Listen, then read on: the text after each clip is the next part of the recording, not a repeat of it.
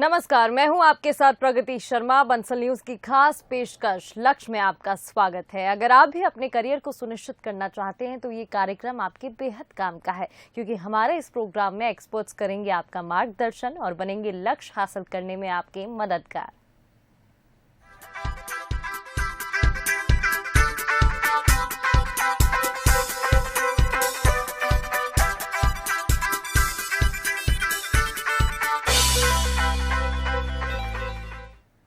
लक्ष्य में हम आपको उन लोगों से रूबरू कराते हैं जो शिक्षा के क्षेत्र में बेहतर काम कर रहे हैं और स्टूडेंट्स के मन में करियर को लेकर चल रहे तमाम सवालों के जवाब देते हैं।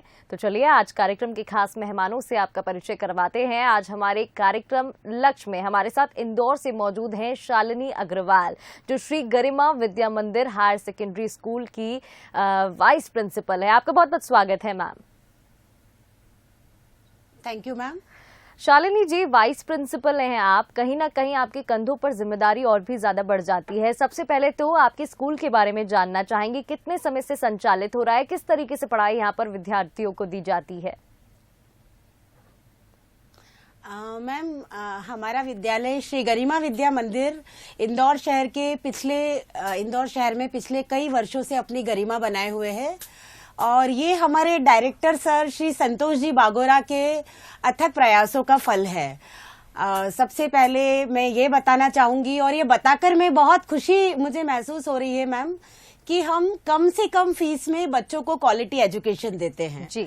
हम उन बच्चों को भी शिक्षा देते हैं जो मीडियम फैमिली को बिलोंग करते हैं और हाई एजुकेशन हम उनको प्रोवाइड करते हैं। बिल्कुल, ये बहुत अच्छा आपने कहा कि केवल मैडम ये बहुत अच्छा आपने कहा कि जैसे कि फीस यहाँ पर कम है लेकिन क्वालिटी जो एजुकेशन की है वो बिल्कुल ज्यादा है और यही बच्चों की डिमांड रहती है, उनकी पेरेंट्स की डिमांड रहती है। शालिनी जी, अगर आपके बारे में जानना चाहें हम तो वो भी जरा बताइएगा। मैडम, मुझे एजुकेशन फील्ड में करीब 18 साल हो गए हैं। मैंने शुरुआत शुजालपुर से की थी। शुजालपुर के स्कॉलर्स एकेडमी स्कूल में मैंने 10 years as a coordinator work किया। After that Chameli Devi public school, जो इंदौर का जाना माना स्कूल है अग्रवाल ग्रुप की ओर से, वहां पर मैंने 3 years as a teaching job किया। आफ्टर दैट पिछले 4 इयर्स से मैं गरिमा ग्रुप से जुड़ी हुई हूँ। गरिमा ग्रुप के 2 स्कूल है मैम। एक CBSE स्कूल है Garima Vidya Vihar, it is situated in front of airport. वहां पर 3 इयर्स मैंने as a vice principal job किया एंड अभी मैम पिछले 2 सालों से मैं गरिमा विद्या मंदिर, जो कि MP बोर्ड स्कूल है, वहां पर as a vice principal work कर रही हूँ। और मैं यहाँ पर बहुत ही बेहद खुशी महसूस करती हूँ मैम कि मैं इन बच्चों के साथ और इनको आगे बढ़ाने में इनकी हेल्प कर रही हूँ। बिल्कुल मैम, स्कूल के बारे में ये भी जानना चाहेंगे, क्लासेस यहाँ कहाँ तक है और कितने बच्चे करीब यहाँ पर पढ़ाई कर रहे हैं? जी मैम, हमारे यहाँ नर्सरी टू 12th तक क्लासेस हैं, दोनों ही स्कूल में नर्सरी टू 12th तक है और हर एक क्लासेस में करीब 5-5, 6-6 सेक्शंस हैं and near about 2500 students are studying here ma'am. बिल्कुल, तो ऐसे में जिम्मेदारी और भी ज्यादा बढ़ जाती होगी। बच्चे इतने सारे हैं, 12 तक क्लासेस हैं, बोर्ड्स के बच्चों के लिए अलग तरीके की मेहनत यहाँ पर लगती है और ऐसा नहीं है कि छोटे बच्चों के लिए मेहनत नहीं लगती, डबल मेहनत लगती है। तो किस तरीके से सबका ध्यान यहाँ पर रखा जाता है? जी मैम, हम हर तरीके से बच्चों का ध्यान रखते हैं। जैसे प्राइमरी क्लासेस के बच्चों की अगर हम बात करते हैं, नर्सरी में पेरेंट्स बहुत ही विश्वास के साथ हमारे पास उनका बच्चा सौंपते हैं। जिस बच्चे ने कभी अपनी मम्मी का पल्लू नहीं छोड़ा हो वो स्कूल आता है तो हम उतने ही पैम्पर्ड तरीके से उस बच्चे को लेते हैं। फिर प्राइमरी क्लासेस की अगर बात की जाए मैम, तो हम हर एक टॉपिक को एक्टिविटी बेस्ड एजुकेशन के थ्रू बच्चों को प्रोवाइड करते हैं। हमारा एम ये है मैम कि बच्चे का कंसेप्ट क्लियर होना चाहिए कि ये फॉर एग्जाम्पल कि सीड जर्मिनेट हुआ तो कैसे हुआ, यानी हर चीज उस तरीके से सिखाई जाए। आफ्टर दैट जब हम 6 ऑनवर्ड जाते हैं तो हम थोड़ा सा बच्चे को लेकर स्ट्रिक्ट हो जाते हैं, थोड़ा सा। उसके बाद जब 9 to 12th में बच्चा आता है तब फिर हम ये चाहते हैं कि बच्चे को पूरी प्रैक्टिकल एजुकेशन दी जाए। बिल्कुल प्रैक्टिकल एजुकेशन के ही साथ बच्चा आगे बढ़े, ताकि उसका फोकस उस प्रैक्टिकल पर रहे मैम। केवल बुकिश नॉलेज को हम फोकस नहीं करते हैं। बिल्कुल, यहाँ पर आपने प्रैक्टिकल नॉलेज का जिक्र किया है, इसके बारे में ही मैं जानना चाहूंगी। अगर नई एजुकेशन पॉलिसी की हम बात करते हैं, वहाँ भी कहीं ना कहीं इस बात पे ज्यादा फोकस दिया जा रहा है, फोर्स किया जा रहा है कि बच्चों को प्रैक्टिकल नॉलेज ज्यादा मिल सके, जिससे कि ओवरऑल डेवलपमेंट जो है एक स्टूडेंट का, एक बच्चे का हो सके।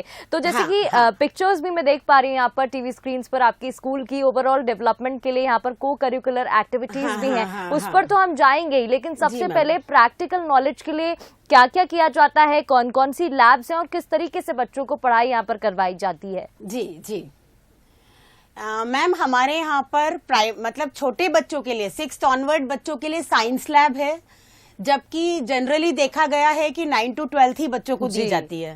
पर उस लेवल पर भी हम 6th ऑनवर्ड भी हम प्रैक्टिकल के थ्रू ही बच्चों को आगे बढ़ाते हैं। उसके बाद हमारे यहाँ मैम कंप्यूटर लैब है, जूनियर सीनियर्स अलग अलग कंप्यूटर लैब है, जिसमें हम पाइथन, आर्टिफिशियल इंटेलिजेंस, ये सारी कोर्स कवर करवाते हैं, टेक्नोलॉजी एजुकेशन करवाते हैं। हर चैप्टर, भले वो साइंस से रिलेटेड हो या सोशल साइंस या मैथ से रिलेटेड हो मैम, हम उसको प्रैक्टिकल बेस्ड ही करवाते हैं। हमारे स्कूल में हर क्लासरूम में सर मैम स्मार्ट क्लासेस हैं, जो कि बहुत ही ज्यादा बेनिफिशियल होती हैं उसके लिए। और फिर जब अगर हमें जरूरत लगती है कि आज मैथ लैब में ले जाना है या लैंग्वेज लैब में ले जाना है या साइंस लैब में, तो मैम हम उसके अकॉर्डिंग बच्चों को वहाँ पर प्रमोट करते हैं। अच्छा शालिनी जी, स्मार्ट क्लासेस के बारे में बताइए, क्योंकि अगर मैं अपनी बात भी करती हूँ, जब हम लोग छोटे थे तो स्मार्ट क्लासेस का उतना चलन नहीं था, इतना स्मार्ट क्लासेस के जरिए बच्चों को नहीं पढ़ाया जाता था। लेकिन अब बच्चे काफी ज्यादा लकी हैं, उनको स्मार्ट क्लासेस में पढ़ने का मौका भी मिल रहा है, साथ ही वो कुछ नया भी सीख पा रहे हैं।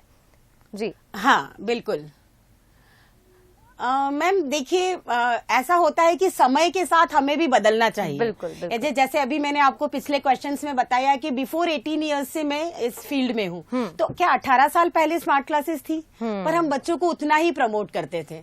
पर मैं इस चीज में हमेशा विश्वास रखती हूँ कि हमें समय के साथ आगे बढ़ना चाहिए, और स्मार्ट क्लासेस कहीं ना कहीं बच्चों के लिए बहुत ज्यादा बेनिफिशियल हैं।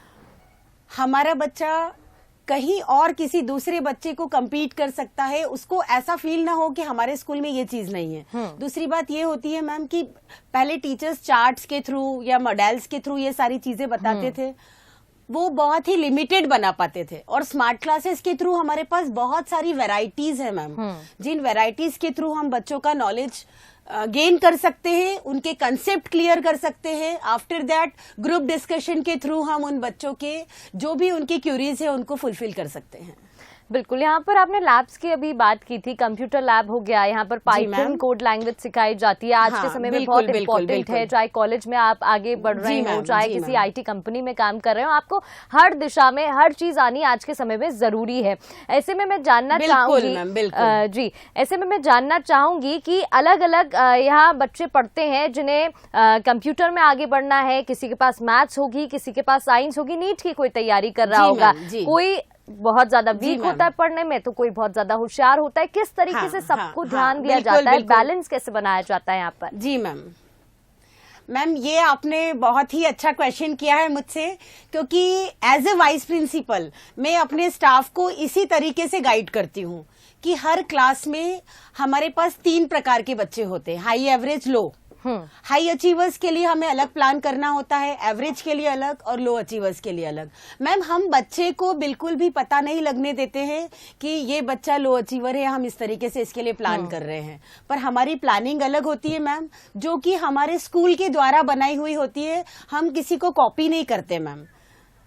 जैसे लो अचीवर्स जो हम कह सकते हैं कि students those have special need, जिनको स्पेशल नीड्स की जरूरत है मैम, उनको हम रीडिंग, राइटिंग, लिसनिंग और स्पीकिंग, इन्हीं चारों सेगमेंट्स पर बहुत ज्यादा फोकस करते हैं कि एटलीस्ट बच्चा आज की मॉडर्न जमाने में स्पीकिंग स्किल तो उसका डेवलप हो। जो हाई अचीवर है मैम, हम उसको 90 to 100% ले जाने की कोशिश करते हैं कि हमारा बच्चा मेरिट में आए या हमारा बच्चा कहीं कोप अप कर सके। मैम, एक अभी प्रीवियस संडे का ही आपको मैं एक्सपीरियंस बताती हूँ, अभी 3 दिन पहले का ही डिजियाना ग्रुप से एक प्रोग्राम हुआ था, बच्चों का क्विज कॉन्टेस्ट हुआ था, होनहार क्विज कॉन्टेस्ट। उसमें सीबीएसई स्कूल 16 सीबीएसई स्कूल्स ने पार्टिसिपेट किया था, और एक हमारा ही स्कूल ऐसा था जो एमपी बोर्ड था। उसके बाद भी बच्चों ने क्वार्टर फाइनल जीता, सेमीफाइनल में गए और फाइनल तक आए मैम। यानी ये मेरे लिए, हमारे स्कूल के लिए और हमारे स्टाफ के लिए एक बहुत ही बड़ा अचीवमेंट है मैम कि बोर्ड मैटर नहीं करता है, क्वालिटी एजुकेशन मैटर करती है कि आप कितना क्वालिटी बच्चे को दे पा रहे हैं।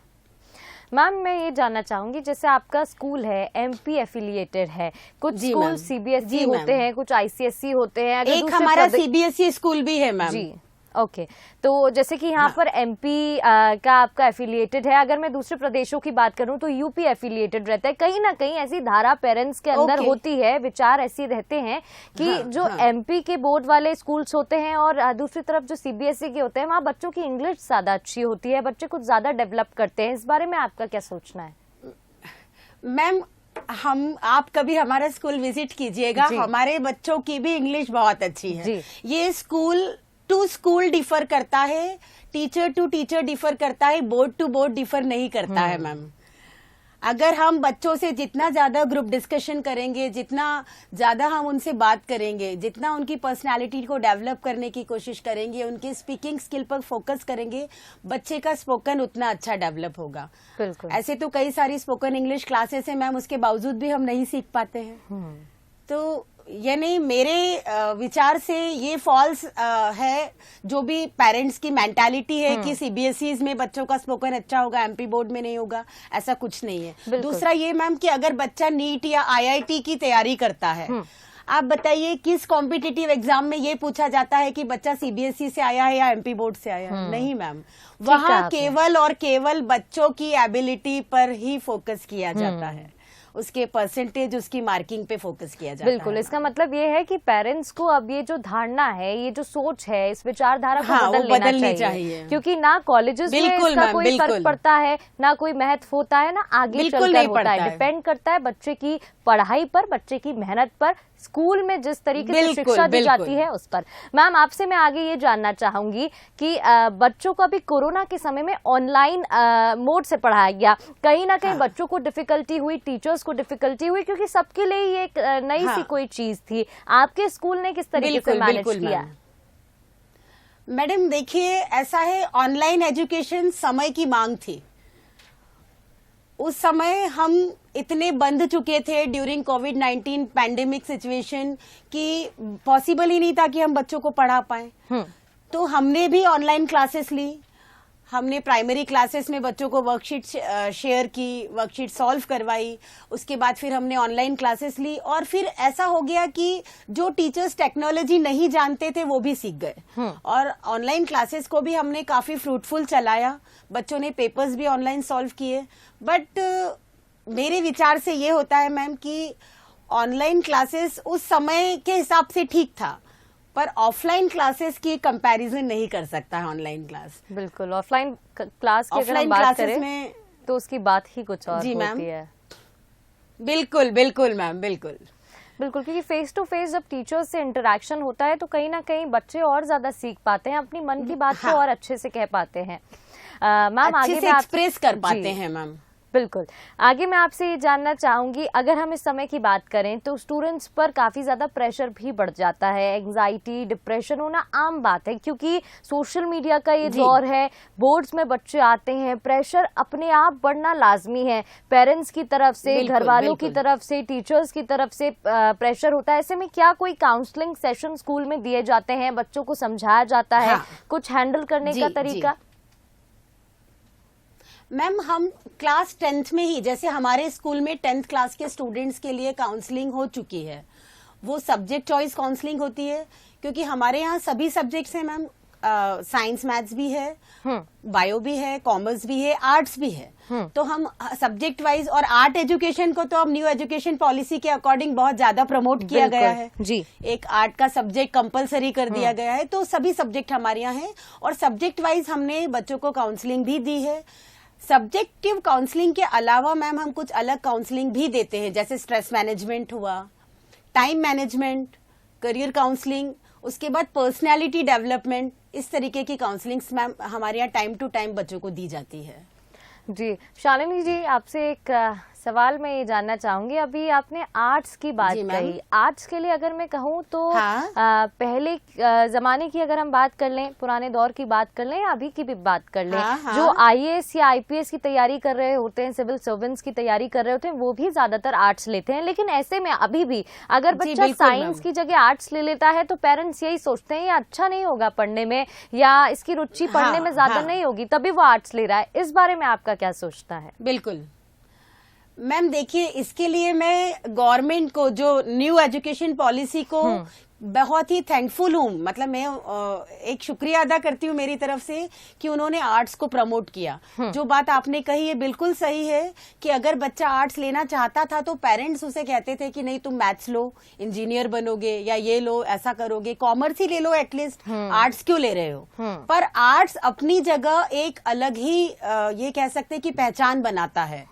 अगर बच्चा कोई आईएएस आईपीएस बनना चाहता है या आईपीएस की एग्जाम, आईएएस की एग्जाम देना चाहता है, तो आर्ट एजुकेशन उसको जितना ज्यादा हेल्पफुल है, जितना बेनिफिशियल है, उतने बाकी सब्जेक्ट्स नहीं हैं। आर्ट्स में अगर हम माने, आर्ट्स की ही अगर हम बात करते हैं तो drawing, dance, music, art and craft, ये भी सब आर्ट्स को ही कोरिलेट करते हैं मैम।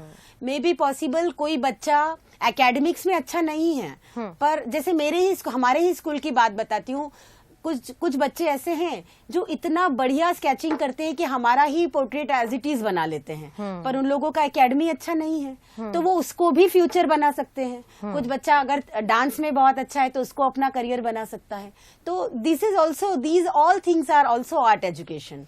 तो मैं तो न्यू एजुकेशन पॉलिसी में जो आर्ट को कंपलसरी किया है मैम, इसके लिए मैं बहुत थैंकफुल हूँ अपनी स्कूल की तरफ से।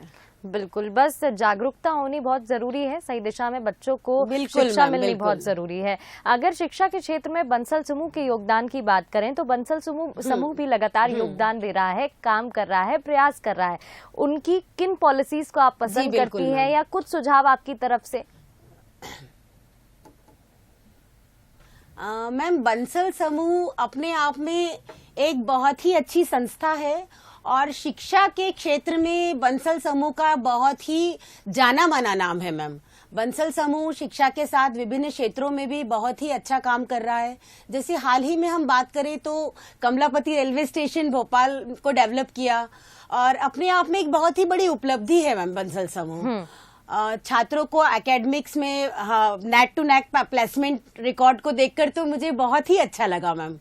और बच्चों को जो आप क्वालिटी एजुकेशन बंसल समूह देता है, और जो बंसल समूह का मुख्य उद्देश्य है कि बच्चों को क्वालिटी एजुकेशन देना। इवन जब मैंने कॉलेज विजिट किया तो कॉलेज विजिटिंग के दौरान मैंने पाया कि यहाँ के छात्रों में सर्वांगीण विकास वाली सारी सुविधाएं हैं जिससे बच्चों का ऑलराउंड डेवलपमेंट हो सके, वो सब बंसल समूह ने दिया है।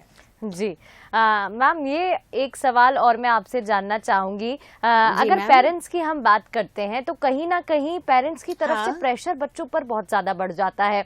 पेरेंट्स कहीं ना कहीं सोच रखते हैं कि बच्चा अच्छे से अच्छा अचीव करे, हालांकि वो बेहतर ही चाहते हैं क्योंकि अपने बच्चे के लिए हर कोई बेहतर सोचता है, लेकिन इस बीच बच्चा कुछ ज्यादा ही प्रेशराइज्ड हो जाता है या डिप्रेशन में चला जाता है। ऐसे में उन पेरेंट्स को आप क्या सलाह देना चाहेंगी या क्या सुझाव देना चाहेंगी कि किस तरीके से बच्चों के साथ अच्छे से डील करना चाहिए?